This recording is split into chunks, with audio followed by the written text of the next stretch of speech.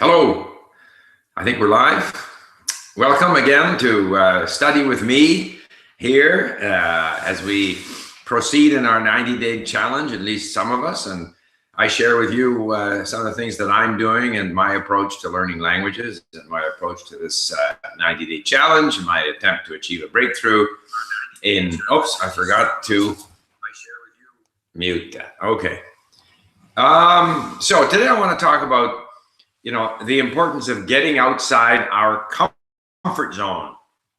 All right. Now, I think that's extremely important in language learning. It's extremely important in life itself. We can only learn by doing new things. If we simply stick with what we know, we aren't exploring new things. We aren't gaining new knowledge. So this idea of getting outside your comfort zone, I mean, it's going into the water for the first time to swim, learning to ride a bicycle, exploring new languages, learning new skills. There's always the chance of failure. There's always a chance that we won't succeed at this new venture. But to do anything, to achieve anything, we have to get outside our comfort zone. And that's very much a part of language learning, because if we just speak our own language, we speak it however well we speak it, we're comfortable, we can say what we want to say, we don't sound childish, we don't sound stupid, we can speak. But once we get into another language, of course, we're outside our comfort zone. At first, we don't understand anything. And for a long time, maybe forever, we don't understand it as well as we understand our own language. We don't express ourselves as comfortably in another language as we do in our own. Clearly, learning a language means getting outside your comfort zone. Even in terms of in language learning, I think we have to push ourselves to get outside our comfort zone. Now, for some people, this means overcoming the fear of speaking. And of course, it is true that when I start speaking for the first time, and I have a discussion at 11 o'clock in Arabic, and tomorrow I have a discussion in Farsi and Persian. Of course, I'm struggling to find words. I'm disappointed that I can't remember more of what I think I know. I'm confusing Persian and Arabic. Lots of things there that potentially could make me feel uncomfortable. I have to admit, I don't really feel uncomfortable. I rather enjoy the experience. It's really not a problem, but for some people it is. Certainly, many people report that if they're even if they can speak to people in a language one-on-one, if they're in a group, they have trouble understanding. I have myself been in the situation where I'm with a group of people speaking this other language. And of course, I'm a little bit afraid to jump in there and say something because I feel I don't have enough time to get my point across and I won't say it properly. And so it's more stressful. One-on-one is more comfortable. It's easier, especially if it's a tutor. The tutor's going to wait for you, so you're not under any pressure to say what you want to say.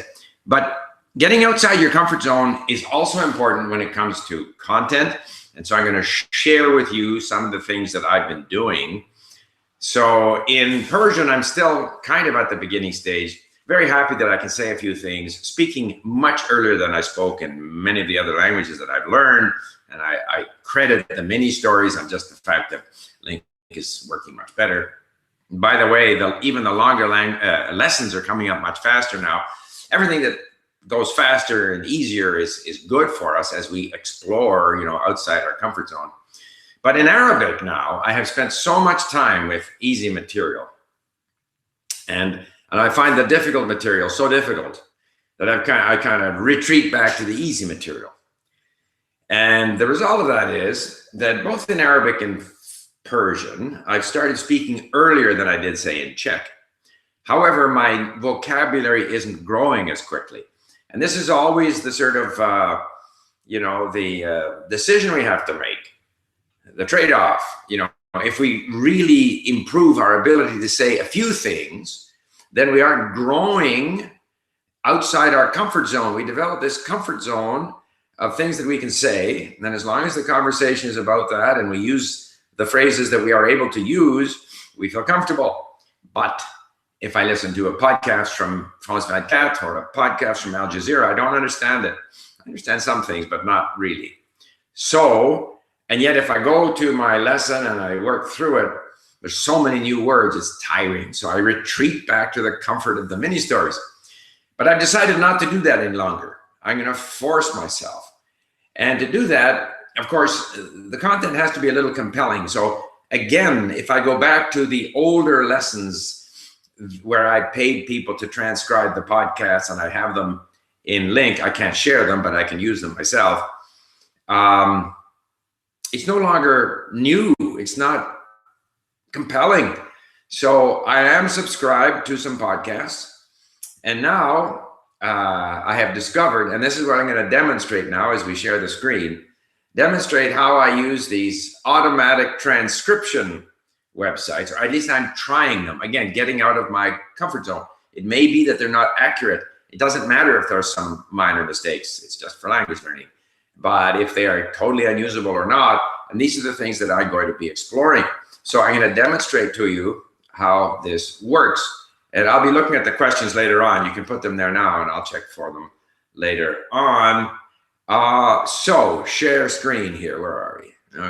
Okay, share screen. Okay, start screen share. So this is my YouTube thing, so I'll shut that down. And here are the some of the podcasts that I subscribe to. So what I do here, okay, I still have some Czech, haven't done that for a while, some Korean. At various times I have subscribed to these podcasts. And it's sort of like a trial and error to figure out how all this stuff works. But if we take this podcast here, so then I can do, wait a second, I can look here and I can add it to my France 24 playlist. So I do that. Duplicates, would you like to add, or no, I may as well add it. I've already put this in, but we'll add it just to see what happens. Okay, so now if I go to France 24, I'll see these podcasts that sock in there. Now, the problem is these podcasts are in whatever it is, they are video. So I have to convert them into an MP3 file. And this is all stuff that I have learned getting outside my comfort zone. This is Hawar, is a, discussion, dialogue, is a program at Barnamage at France 24. So I take this file and I slide it down and I put it on this thing here. I'm squeezed. Let me just hold a sec here. Everything is trial and error. So let's go here again. I take this, I move it, and I park it on my MP3 conversion thing. Did that work? At any rate, that's what I do. I'm not sure it's going to work this time. Let's see if maybe it's happening behind me or somewhere. At any rate, I convert it to an MP3 file. Then I park it in desktop. Then, having done that, close that for a second, and then I go to, and I've tried two. One is Happy Scribe, and you'll see that I've sent them two files to transcribe. They're both done, and they're available for me to import into LingQ. And here I have this other one that's called Vocalmatic. Back to my transcriptions. And here I've transcribed this many. So I can just add a new transcript. And all I do, I'm not going to do it here, but all I do is, new transcription. So I grab the file from my desktop and I drag it into here. And it takes a few, 30 seconds, depending on the length, to upload. Then I select the language. These are all the languages that are available for transcription. I've used Arabic Lebanon. I don't know whether it works equally well with other Arabics. So I choose that. And I guess I could demonstrate, like if I take this file, I don't know how long this file is. There we go. You'll see the file is uploading. but I don't want to spend, I'm not going to send it in because I think I've already done this and I don't want to use up my free or whatever package I have. But once this is uploaded, then, I can submit, which I won't do. And then, of course, I can copy and paste. So I copy it into the import lesson. And, I just paste the text here. And then I go to upload audio file, collect that audio file from my desktop, give it a title. Of course, I have to choose where I'm putting it. I'm putting it into France 24 here. I'm not going to do it. And now I have a lesson that I can study. So my goal here is that I'm going to listen daily to these podcasts, whether it be Al Jazeera or France 24. So they will be topical. Elections in Algeria or the war in Yemen. So they'll be, talking about events in the Middle East. It'll be topical, up to date. And I think that'll make it more interesting for me. And I'm going to be well outside my comfort zone for a long time, looking at words, never remembering them, feeling that I'm not making any progress, but in fact, I will be. And I notice already that I understand more and more. So now you are screen sharing. Stop screen sharing. All right. Now, I hope, sometimes, again, get outside your comfort zone. I'm not comfortable with all this modern technology. I'm hoping that you were able to share my screen. I noticed I didn't click on a thing called present to everyone, but we'll see. All right. So now I'm going to see what sorts of, just to summarize then, before we get to the questions, I think it's important to get outside your comfort zone. I keep saying that, and yet I've been guilty of staying for too long into my comfortable content in Arabic. So I've now made the commitment to myself that I'm going to focus on more difficult content, which makes it more interesting, but it is certainly outside my comfort zone. So now let's have a look at what we have in the way of questions. All right. Now, blah, blah, blah. I hope it works today. I hope it's working. Yeah, sending prayer Steve's way in hopes of working stream today. I think it's working. How is my language learning family doing today? I am shaking by fear, like my teacher will ask me if I did my homework. Blah, blah, blah. He is a teacher, blah, blah, blah. Oh, well, I do the same. Still have a short. Okay, hello there. Greetings from Brazil. Blah, blah, blah, blah. Steve, thank you very much for what you do. Antonov teaches rock solid confidence in language learning success. I hope so. Given what you're saying, does language learning outside LingQ count as getting outside the comfort zone? Of course it does. Some less known languages aren't there yet, so maybe there's no harm in trying new resources. Of course, one should try all kinds of different things. Language learning is an individual, journey of exploration. The pronunciation comes. I don't think we should worry about it too much, but some things that we can do, I did at an earlier stage with some languages. I would listen to a short snippet, a short paragraph, and then immediately try to say it myself with an emphasis on the intonation. And occasionally I would record myself and hear just how I'm different from the native speaker. You have to hear the language, first of all, and you achieve that by doing a lot of listening. And then you have to be aware of how your pronunciation is different. So many people are influenced by the writing. So, we have Anna in our office who's from Spain. And to her, the word sword, S-W-O-R-D, was sword, because she thought the W is pronounced. Don't forget, English, is not written the way it's pronounced. And so people in languages like Portuguese or Spanish, where the language is written the way it's pronounced, expect English to perform the same way. It doesn't. So you have to really listen to how the language is spoken and not rely so much on what you read.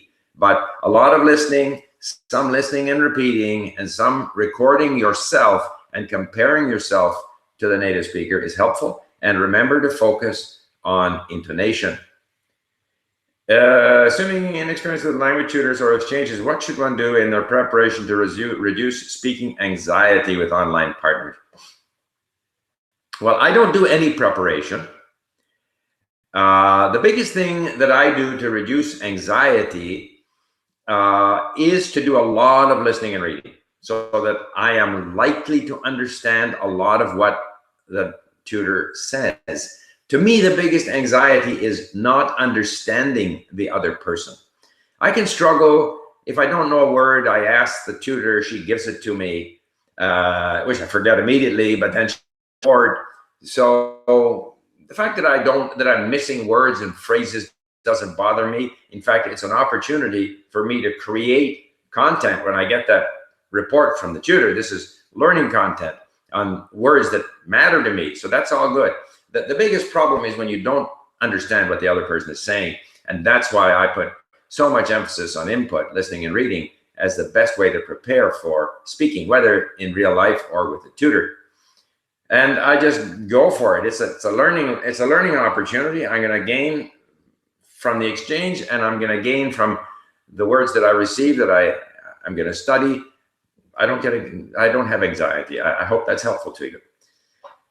If learner doesn't have a place to practice to speak and get out of their comfort zone, what can he do? Getting out of comfort zone is only possible face-to-face. Okay, the comfort zone is not limited to speaking. The comfort zone that I refer to is also about going to more and more difficult content, a wider and wider variety of content, so that you are expanding your vocabulary. You're getting used to hearing different speakers, different accents, different subject matter. All of that is important. Now, insofar as speaking, if you don't have people to practice with locally, then you have to look for people online, which is less satisfying because very often language partners, it's not for sure that they're going to have interests that they share with you, or you have to pay for a tutor. So if I haven't got the ability to speak, I don't worry about it. If I build up my comprehension ability, my reading ability, I'm preparing myself so that when I do get that opportunity, I will do better. So work on the input, and then when you do have an opportunity, go for it. And if you are successful in finding a language partner online, so much the better. So, hello, my name is Nilesh Dangi Thakur. I'm from India. Okay, Mumbai, greetings. How do I start speaking a language after learning so many words? You just start speaking, and you will struggle. You will struggle. Everyone struggles. However, my approach is don't start too early. If you have good comprehension, you will do better when you start, but you will always struggle. Okay, MP3 converter is not open. That could be. At any rate, that's how I just wanted to show you how I do it. Or do you think it's, I'm just curious. Okay, first of all, okay, t-shirts, I have no news to report. Okay, Ro, in Persian, have you, yeah, it's similar to what happens in Japanese.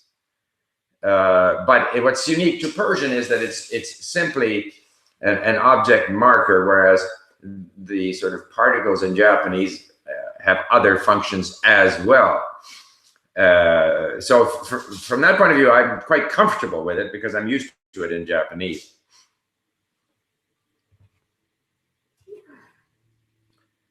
I learned spoken English, but my problem is my Hindi language, all right? What would you consider?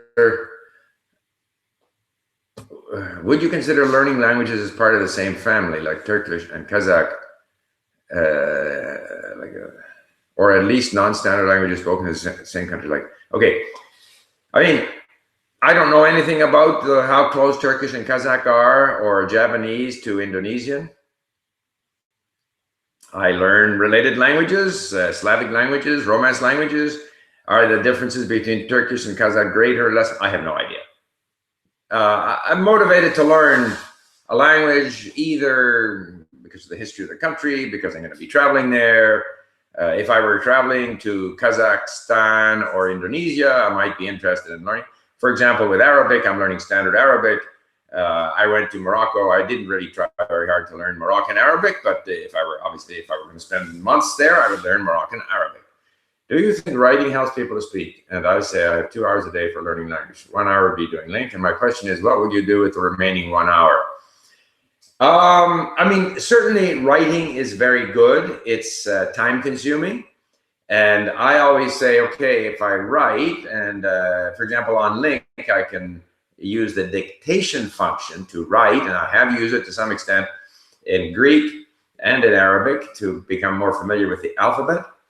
But of course, it's like this business of the mini stories versus extensive reading. The more you focus on improving on things that you more or less can already do, the fewer new words you're acquiring. So it's a choice. It depends on how well you're doing, what your level is.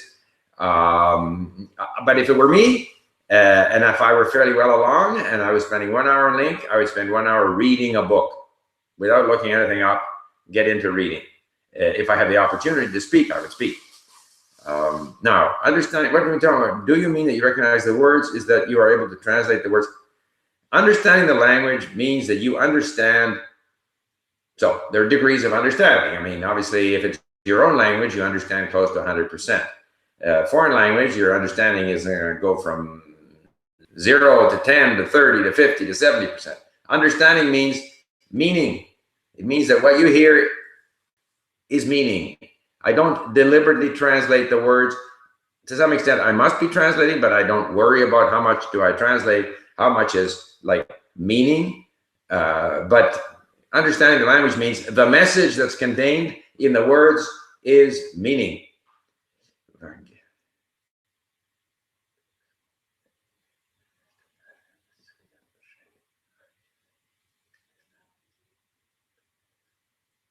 So Nicholas asked, how important was money in your choice of professions? And well, how would you describe your relationship with money? According to your book, you followed your heart. I mean, this is an interesting question. What is money for? Money buys you things that make you feel happy or secure or whatever. So you certainly do need a certain amount of money. Otherwise, you can't buy food. You can't look after your family, blah, blah, blah. However, certainly in my choice of professions, I made moves which were risky, which maybe might have threatened my family's livelihood, but I felt that they were going to be better for me in terms of life's adventure. So it's again like it gets back to this comfort zone. If you are in a job that you don't like, but it provides you with an income, you're in a comfort zone. You can buy what you need to buy and everything's comfortable, but you're bored.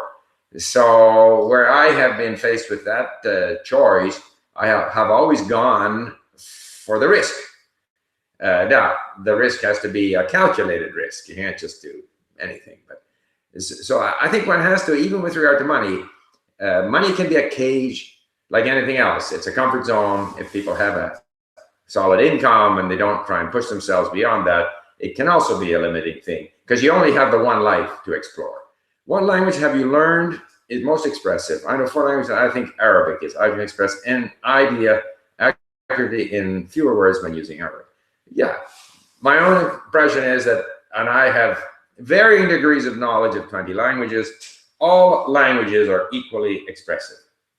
All languages can express the exact same thoughts. Now, I'm not far enough along in Arabic to tell you whether Arabic is uniquely expressive, but I can tell you that in the languages that I have learned that range from Romance languages, Slavic languages, Asian languages, whatever, they're all equally expressive. They all have their own little idiosyncrasies. They all have their own, aspects that I find appealing, certain things that they express particularly well, but on balance, all equally expressive. And you know what?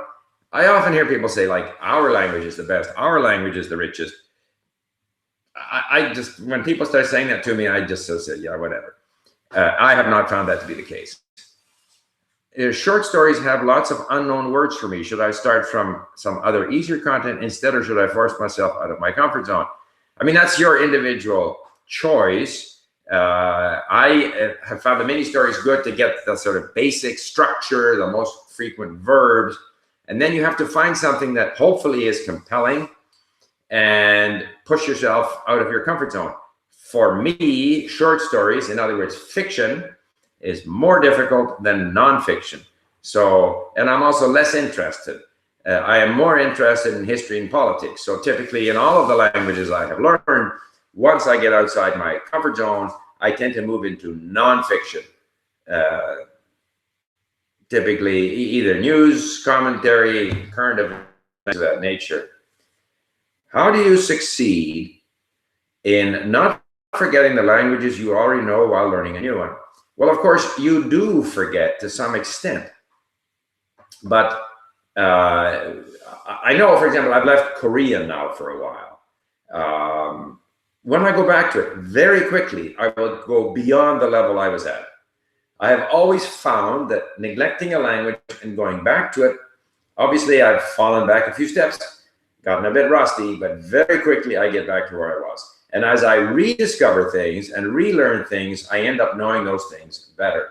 I'm even finding that this week, going back and forth between Persian and Arabic, as I, sometime this afternoon, I have to switch back to Persian, and it's rusty all of a sudden. It's been 3-4 days and already I've forgotten things. But very quickly, I'm back to where I was. So I don't worry about it.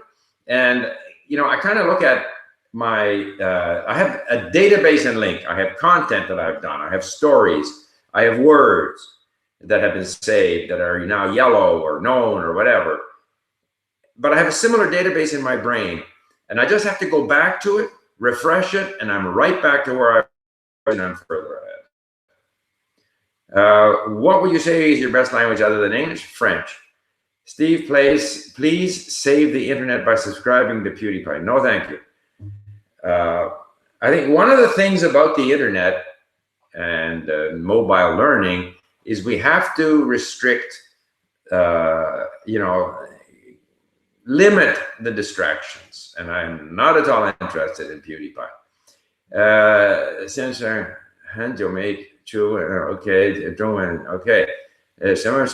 Okay, want another Chinese video? Okay, I will, but I want to get through my 90-day challenge. Okay, so 先要把那些90天的这个挑战做完了以后，我给你做一个中文的这个 video. Fedorix, is it free to subscribe to? Oh, forget that.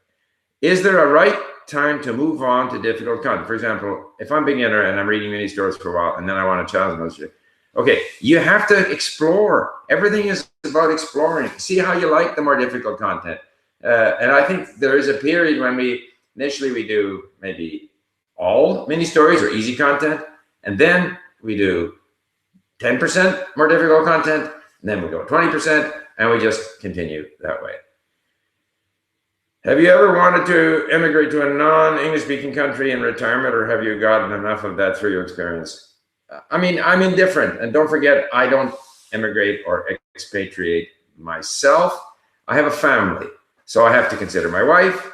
I have to consider where my kids are, all of these things. I mean, for me, if I lived in a non-English speaking environment and went down and had a coffee in the morning and chatted with the locals and read the local paper and kind of lived, in a new environment, I would enjoy doing that. And I have to some extent done that. My visit to Lviv in Ukraine, a week in Prague. Yeah, I like to do that, but I have a lot of things that I have to consider. Hello, Steve. If we are outside our comfort zone learning with advanced material, you don't think that we learn advanced level and have okay. So don't forget, I mean, any content, the most frequently used words are going to be a high percentage of the content. In the mini stories, the high frequency words might be 85-90%. In, say, nonfiction, it might be 75%. In literature, it might be less than that. So they keep on coming up. And in the content that I'm looking at now in Al Jazeera or France 24, the words that I'm coming across are things like, election, investigation, conference, candidate, whatever, things of that nature, which are fairly common. I think the really rare words are more likely to show up in literature. So as long as you're pushing yourself outside your comfort zone into things that are of interest to you, then presumably the vocabulary there will be of interest to you. Je suis américain, je vis en France, je parle un peu comme chaque jour, j'essaie de parler français. I'm crushed out, burned. I love. Okay, he's from Normandy. Okay, I have spent a lot of time in love, and he's speaking a little bit every day, and but don't neglect the listening and reading. When I was in Japan, I was surrounded by Japanese, but I just listened, and I pushed myself to. I remember I got an NHK, which is the Japanese broadcasting system there. I got a cassette tape on the history of the Showa era, which I listened to over and over and over again, even when I didn't understand it. And you need to do that. If you had to give your younger self a tip according to language learning, which would it be? And if you could change something about your language learning journey, what would it be? It's been fairly consistent. Once I got on to Chinese and I realized, and this is 50 years ago, that massive listening and reading was going to get my brain used to the language faster than anything else. That's kind of been what I have done.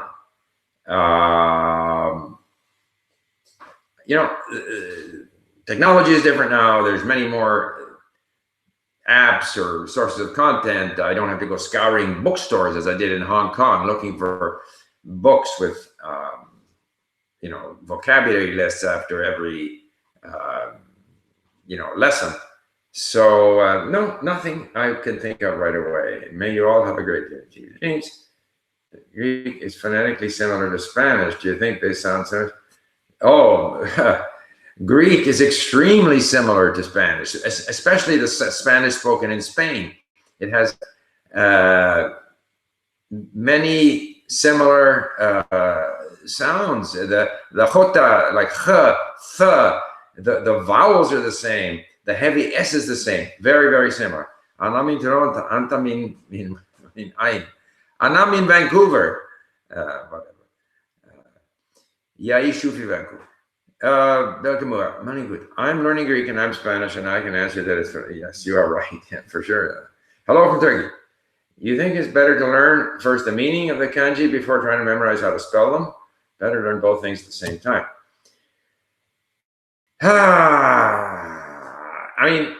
I was in the fortunate position of having to learn Chinese before I started Japanese, so I knew the kanji, at least their Chinese pronunciation and meaning. I don't know what you mean by how to spell the kanji. Perhaps you mean how to pronounce them. I think I can only refer to my own experience, and that was that a deliberate effort to learn the most common kanji, whether that be 500 or 1,000, is worth it. And then you'll forget them, and you encounter them again. And as you encounter them again, you review them again. And so that this gradual expansion of your familiarity with the kanji. But you will continue to have to focus on learning the kanji.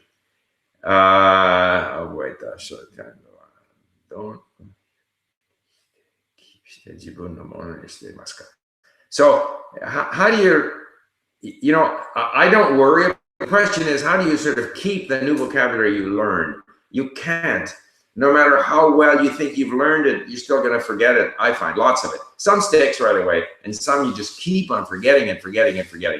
And my experience is the only way to get that vocabulary to stick is just to keep on listening and reading. Keep on, and I will occasionally review as I turn the page in Link.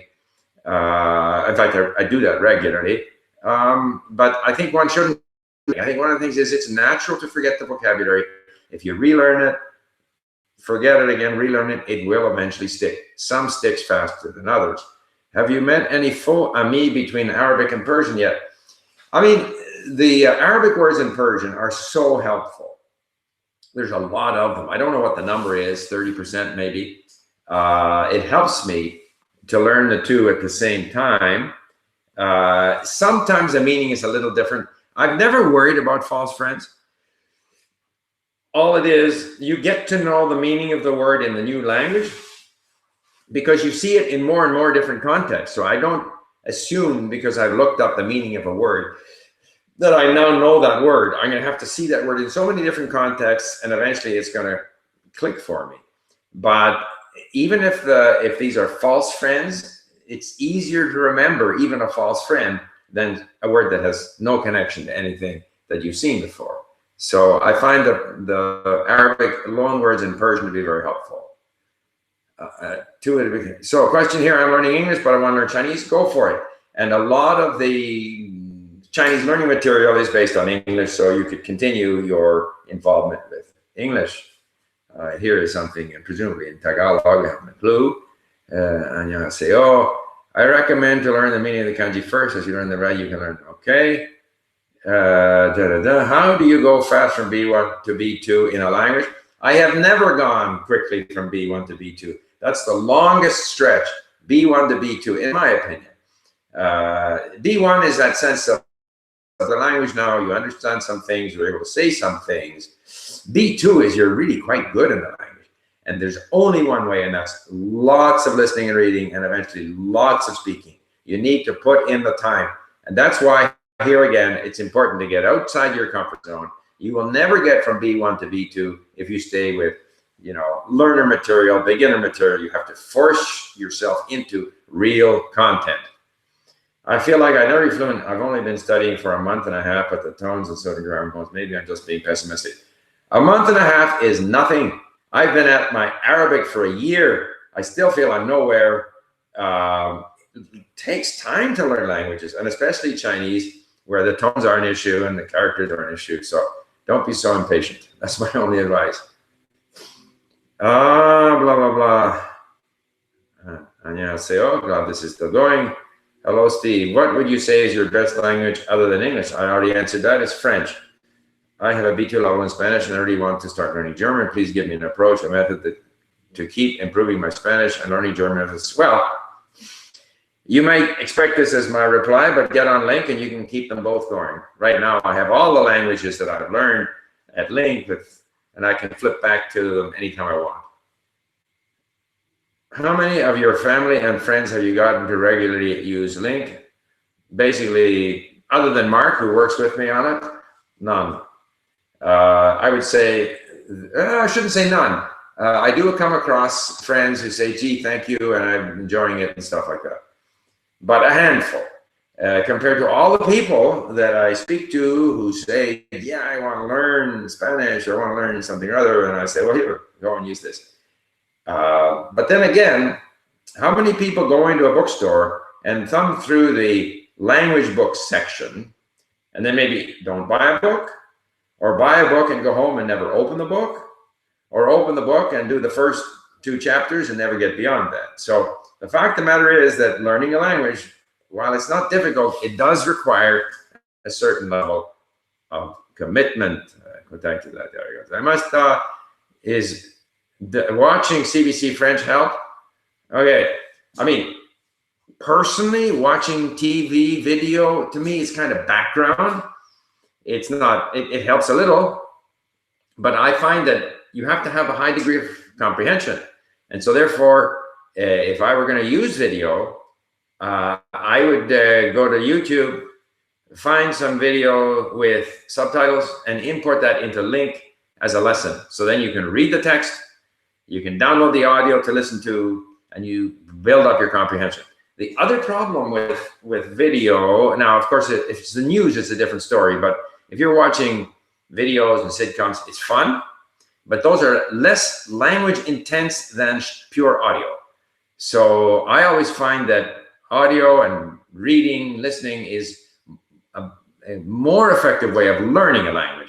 But watching movies and video, and certainly if I were living in Canada and I wanted to learn French, I would turn on the French channel. It's good background. How long do you think it would take a Brazilian to learn Spanish? From A1 to B2? It depends how hard he goes at it, but 3 to 6 months. The biggest thing for the Brazilian is to stop being a Brazilian. Like, he has to visualize him or herself as a Spanish speaker, accent-wise, just totally dive into it. All right. All right, Joe and Tai. This Chinese is too difficult. All these people who find language is difficult, you just got to stay with it. The brain learns, but it learns slowly. How did I know it was Tagalog? It looked like Tagalog. I could be wrong. There's many, many languages in the Philippines, but I'm assuming that it's Tagalog. Does your level matter? Steve, I've been following for 5 years. It's fantastic. You're doing these lives. I've learned 2 languages utilizing your advice. Thanks a lot. Thank you. That's why it's hard. Okay. Sorry, that's not did it for me. All right, Steve, when you need someone to speak to for Hindu and Punjabi, it's next on my list. Once I am moving eastward. So once I get past I want to do the Turkish, and then I have the feeling that if I get good enough in the Persian, that's going to slide me into Urdu and maybe Hindi. We will see. Oftentimes you are improving and don't realize it. Yes. What kind of content do you want to be able to use Chinese? Like Allah, does knowing the meaning and writing of the top 3 useful? All right. I wanted that. Okay. I don't know. Do you have any intention about Turkish among language goals? Yes, definitely. But, 2 at once is a bit much. But I am definitely going to move to Turkish. There's also a lot of Turkish serials on Netflix. Do you believe in a TPR approach? How to get tutor to teach you that way? I don't know how you get a teacher to teach that way. I know of TPRS, teaching proficiency through reading and storytelling. I'm not entirely clear on how TPR works. You would have to Google. I can't tell you. Definitely Persian will help with your hint. Okay. All right. I'm going to stop it here. I got to prepare, I guess. I'm going to prepare for my Arabic tutor by listening in Arabic, get my brain turned over to Arabic. So thank you, everyone, and we'll see you next time. Bye for now.